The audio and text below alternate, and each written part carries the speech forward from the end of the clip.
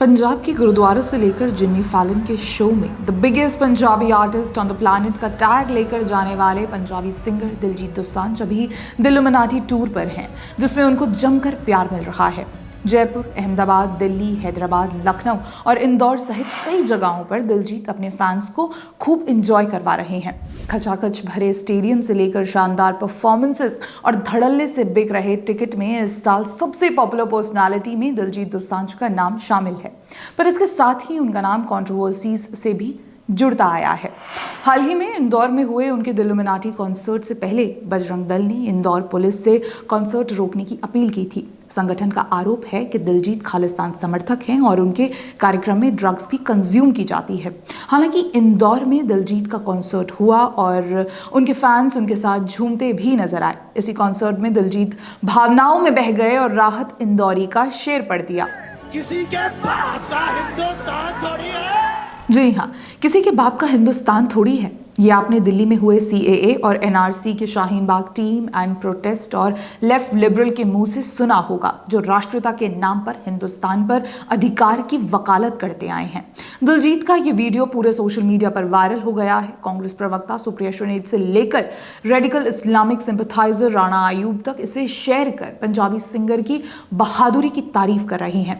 इससे पहले भी दिलजीत दोसांझ पर प्रो खालिस्तान मूवमेंट को सपोर्ट करने से जुड़े आरोप लग चुके हैं। दिलजीत का नाम भी उन पंजाबी सिंगर्स के साथ जोड़ा गया है जो खालिस्तान मूवमेंट को सपोर्ट करते हैं।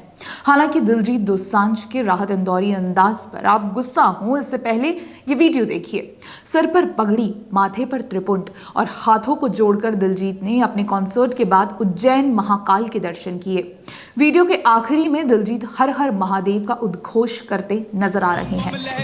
पार्वती पते हर हर महादेव। उज्जैन के महाकाल ही क्यों, दिलजीत अपने दिल्लुमिनाटी टूर के दौरान शहरों में मंदिरों में जाते रहे हैं और लोकल कुजीन भी एंजॉय कर रहे हैं। दिलजीत ने दिल्ली के गुरुद्वारे में शीश झुकाया, हैदराबाद में शिव मंदिर में आशीर्वाद लिया, कोलकाता के दक्षिणेश्वर मंदिर में मेडिटेशन किया, तो जयपुर में शाही स्वागत का एक्सपीरियंस भी लिया। यूं कहिए कि दिलजीत दोसांझ अपने टूर पर न सिर्फ फैंस को अपने म्यूजिक से जोड़ रहे हैं, बल्कि फैंस की सिटीज से अपना आध्यात्मिक कनेक्शन भी स्टैब्लिश कर रहे हैं। तो फिर दिलजीत दोसांझ को आप क्या कहेंगे? वे खालिस्तान सिंपथाइजर हैं, सेक्युलर हैं, मौका परस्त हैं या सिंपली अ सिंगर? हम किसी भी तरह से दिलजीत दोसांझ द्वारा किए गए खालिस्तान सपोर्ट को नहीं भूल रहे हैं, पर उनके साथ ये भी याद रख रहे हैं कि अपने आप को इंडियन न कहकर पंजाबी सिंगर बताने वाले दिलजीत ने अभी इंडिया और इसके कल्चर पर गिव अप नहीं किया है। देखिए, ये कहना तो पूरी तरह से गलत होगा कि Punjabi music industry radical Khalistani movement के चलते अफेक्ट नहीं हुई है। हम देख चुके हैं कि पंजाबी सिंगर स्पेशली हुआ बेस्ड इन कनाडा खालिस्तान को सपोर्ट करते आए हैं और यही उनकी पॉपुलैरिटी का बेस भी है।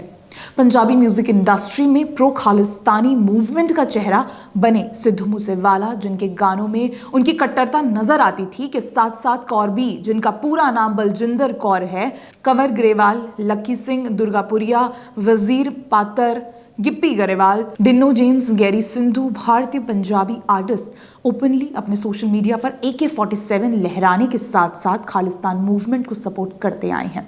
पर पंजाबी इंडस्ट्री में खालिस्तान सपोर्ट के बीज बोने वाले आर्टिस्ट कनाडा और UK बेस्ड हैं, जो वहां से अपने गानों के जरिए इंडिया के म्यूजिक मार्केट को कैप्चर तो कर ही रहे हैं, साथ ही अपने रेडिकल आइडियाज की यूथ में सीडिंग भी कर रहे हैं। इन कनाडा बेस्ड आर्टिस्ट में एक तो इंस्टाग्राम रील्स पर राज करने वाली आवाज करण औजला ही हैं, जो बॉलीवुड में अपना नाम बना चुके हैं। करण औजला अपनी स्टोरीज पर अक्सर प्रो खालिस्तान पोस्ट शेयर करते आए हैं। इंडिया का डिस्ट्रॉटेड मैप अपनी इंस्टाग्राम स्टोरी पर शेयर करने वाले शुभ को कैसे भूल सकते हैं, जिनका इंडिया टूर उनके रेडिकल व्यूज के कारण कैंसिल कर दिया गया था।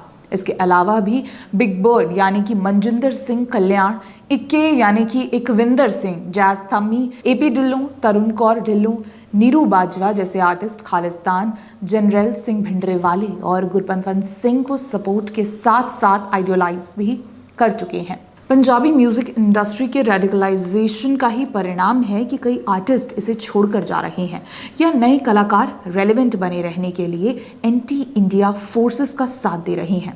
पर इन सबके बीच ऐसा लगता है कि दिलजीत दोसांझ ने बीच का रास्ता निकाल लिया है। जी हाँ, Diljit seems to have cracked the code where he can coexist with Indian fans and radical Khalistan supporters. बीते समय में दिलजीत दोसांझ ने अनबिलीवेबल पॉपुलैरिटी हासिल की है और इसके लिए भी गुरुद्वारों के साथ मंदिरों में आशीर्वाद के लिए जाना नहीं भूलते। पिछले साल द कोचेला फेस्टिवल में कॉन्सर्ट करके पंजाबी सिंगर ने इतिहास रच दिया था।